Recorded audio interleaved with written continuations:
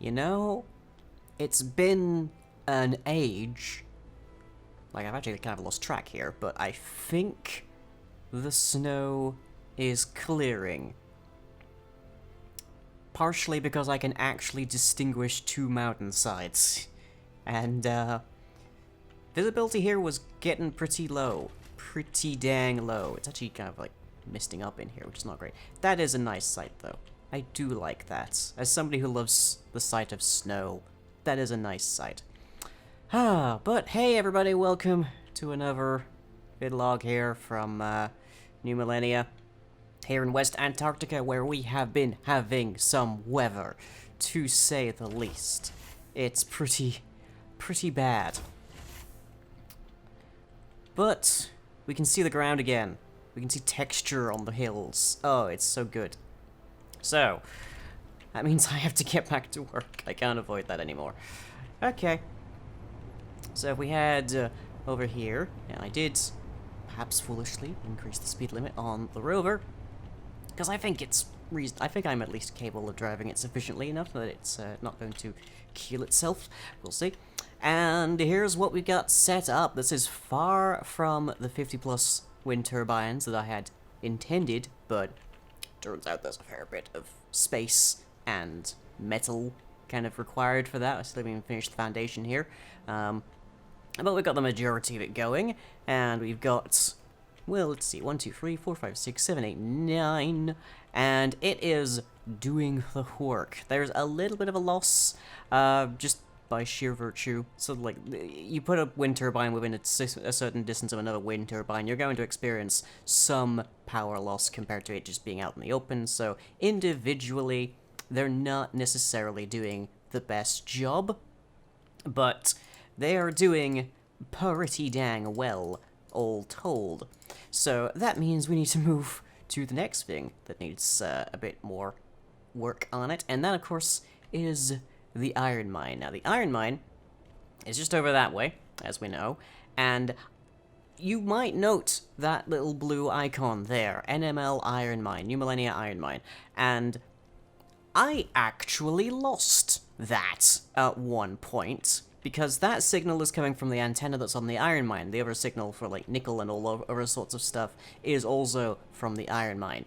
And the only reason that we can see that is that antenna, and that antenna only functions when it has power. There are currently 2 wind turbines, just like those, over on the iron mine, and they actually failed at one point while I was driving out there. The whole thing lost power while I was driving out there. I had no clue where they were at that point, so I had to just sort of keep driving through inclement weather that apparently was sufficiently poor quality down there that it just completely lost power. So, first thing I think we need to put over there is a battery, just in case that happens, so it can hopefully ride out the weather. And the second thing we need to do is something very similar to this over there, so that there's enough power, because especially with what we have to do after that on the iron mine, it's going to need a lot more power than it currently gets from just 2 windmills. So, yeah, there's that. But, let me quickly drive over, and we'll have a look at what we got over there so far. Okay, we're just about a minute and a half or so out, so the plan predominantly for the iron mine is, first, of course, we want to actually get that battery, because it definitely needs the battery, and then we probably want to consider increasing its power so we can get anything out of it, especially as we do the next step, which is to grossly expand the region impacted by the drills, because in the course of getting up the power supply over at our little refinery kind of station, we actually drilled all the way through the iron deposit, or at least the section of the iron deposit that's directly underneath the mine over here. So we need to actually take advantage of the several additional iron deposits that are around it that we're getting signals from, and that means a much wider drill. Exactly how well that's going to go, don't know. We're probably going to be hand drilling a fair bit today, just to make sure that we can actually get everything. But, I'm fairly confident. Yeah, you can see there, iron, 150 meters, mine, 120. So we're going to have to expand it by a fair bit. We also definitely do still need to deal with the fact that that little spotlight up there is not enough to see at night, or rather, it's not enough to see in inclement weather, which we've been having a lot of lately. So that's a something to bear in mind. We do have a fair bit of iron in here, and we do, of course, also have the little mini assembler over here, so we can make a lot of the things that we need to do today right here.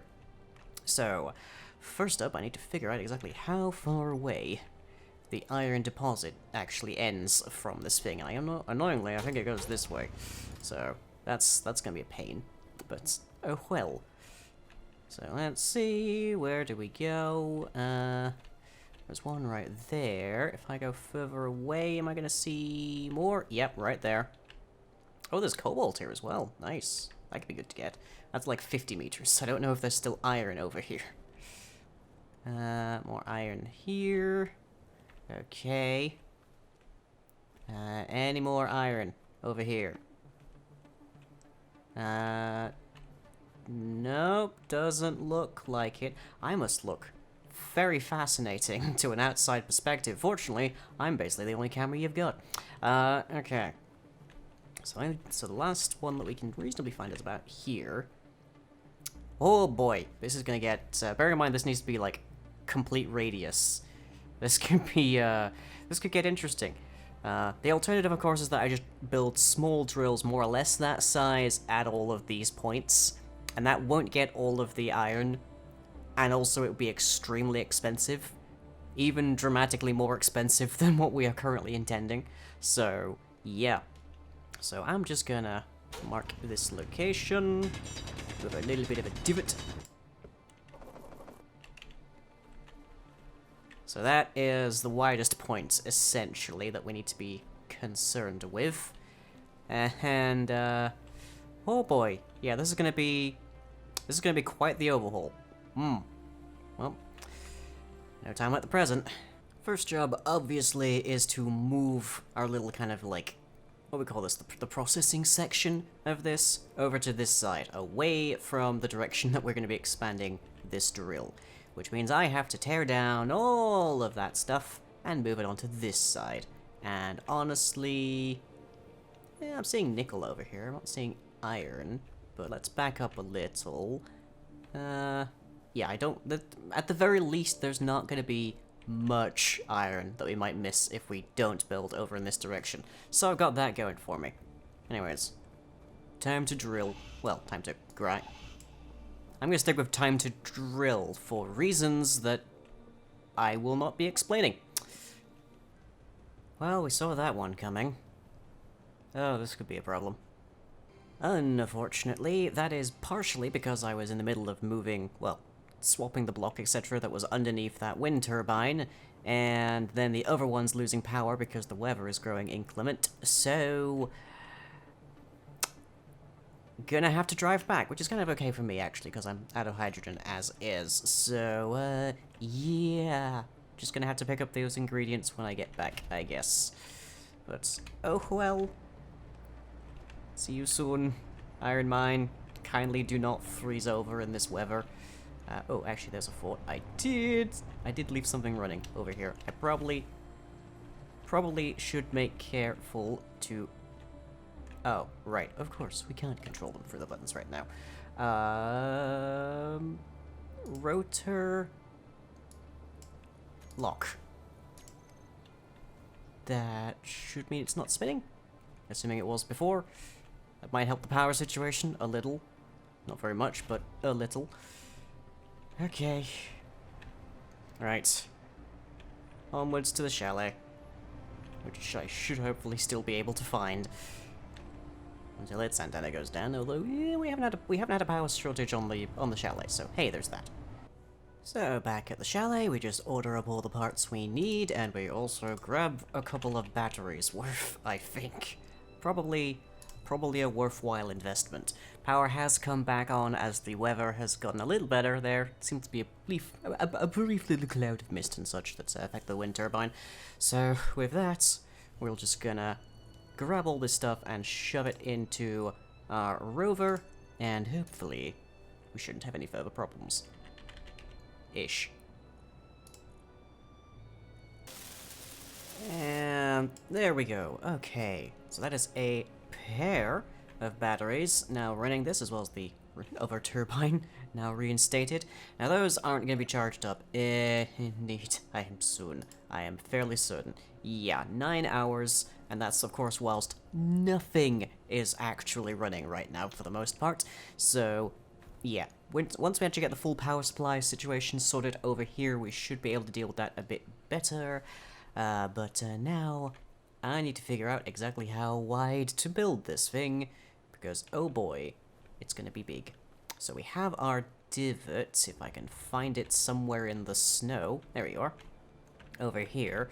Now that is a good couple lengths further than we've currently got, so I need to basically remove that section and build it across and plant it to the ground at the very least. Probably another cubic measure or more beyond that, just to make sure we catch it all. So this could be... oh boy, this could take a bit. But then again, what today hasn't? Okay, I think that is about as far as I'm going to extend this, for at least the time being. And it's gonna be so much ice. Like, we had to dig through so much ice here just to get to the iron deposit. We're gonna be... wait, I'm gonna have to ferry that back for processing into hydrogen and such. And I did make a nice little ramp. It looks a little bit wonky, but between the lock on the connector as well as the parking brake on the rover, that's sufficient to hold it in place. I might extend it out a little bit just to be on the safe side. But yes, so that works. We can now connect that up, and that technically means that the rover is an extra battery for the mine right now. But yeah, it's about 12 units or so further out. I don't think I've got this perfectly centered right now, but it's gonna be fine. It'll be relatively inconsequential if it's not centered in this manner. It'll be off by like a unit. That's about it. Oh boy. So now, I think I have to actually build the drill there, because we're gonna have to dig through this hill a little bit. So, oh boy, relatively profitless drilling in my near future. Ay. Anyways, I'm gonna have to check exactly how much I have backlogged for this particular vlog, because it feels like a lot. I feel like I've been doing a lot today. But I don't know if that necessarily comes across as such on camera, and just as if on cue, more snow. Great, I'm gonna have to get home before I freeze more or less right here. Before I can't find home, essentially. But I think if I'm gonna hop home, then I should probably start by actually putting a rotating spotlight on this, so that this thing is easier to see. Other than that, maybe this is the last you hear from me today? I don't know. But if it is, I hope you've enjoyed, and I shall as ever catch you all next time. Right, everybody, looks like I've got a little bit more workable time today, because it is thankfully blessedly clear and sunny. Of course, when it gets really sunny around here, you quite literally go blind because of it bouncing off the sun. Fortunately, there's a polarizing lens on this suit, so yay. Alright. So we have the full arm, I guess we'd call it, full leg foundation over there as well. It's on snow, but it's pretty packed snow from very long ago, so it's hopefully fine. The spotlight works pretty okay so far. Haven't had a full blowout kind of situation here yet, so I can't say for certain how visible that is in the midst of heavy snow and the like. But we've just got a row of structural conveyors over to here, that then goes back into our original system. Well, our moved original system, our relocated original system, and that is just the same thing. Essentially, didn't even remove it. I didn't even move the refinery, so hopefully that's going to be not a concern. As long as I don't go past that point, I should be good. But we don't have sufficient clearance from the ground over here to actually extend this drill out just yet. So consequently, I'm going to have to kind of grow it over time. A theoretical solution would be to just build it way over to here and have it rotate like that, so that eventually I'll be able to have both sides on. But the instability on the piston at that point. Like, I don't know if the rotor will be able to take something that's that heavy and off balance. So, for the moment, we're gonna go with this and just see how we do. I might do some manual digging as well, just to level it out a bit. But it'll be mostly ice, so we don't really care too hugely much. So, yeah. And we have new buttons, so yay for that. So there we go. Digging up the ice. I don't have a button to control the rotor just yet, but let's find it. Where are you? There you are. And let's just give you a velocity of 0.1 for the moment. That's probably more than we need, but it's not going to be descending for a bit yet. So hey, there's that. So 0.1 rotations per minute. That is at least visible. We can see that. And we're probably not going to extend the piston itself until we actually have the full drill in position. So yay! This is not getting us anything massively useful. Hydrogen pretty much we only really use for the occasional bit of power boostage, and namely the motion supports in the ASS. Need a lot of gases to run this ASS, but yeah, that should be good. Shouldn't take us very long. Plus, once it's at least at a 90-degree angle, I can probably expand it quite a bit more, judging by the angle of this hill. So hey, there's that. Oh, so yeah, hope that's good. I feel like this is a significant bit of progress. So hope you guys at home are appreciative of this. But I hear tell things are getting pretty bad back home. I don't exactly have a full news feed because we only get signals like a couple of hours a day over here from the major networks and such. And even that is passed through a home base, as it were, at the office, which I understand has also been evacuated for the time being because of what's going on at the moment. So, yeah, that'll just be the sun passing by one of the, yeah, it's just passing behind the mountain that we're actually sitting on. So yeah, apparently it's getting bad, and it has a pretty good chance of getting even worse very quickly. So, I hope you guys are staying safe. Obviously, disease control is not a huge concern over here. But, yeah, stay safe, guys. We wouldn't want you all to come here and then suddenly everyone gets really, really sick and we have to evacuate. That's happened before in human history. I don't intend to repeat that mistake. But that's about all I have for today. Hope you've enjoyed. And for reals this time, I will as ever catch you all next time. Wait. Stop. Do you hear that? That creeping, crawling noise. That dripping like the sound of blood spilling from an open wound. It's the sound of my Patreon, and if you want to outrun whatever is making that noise, as well as grab some fun benefits, head over to patreon.com/lying.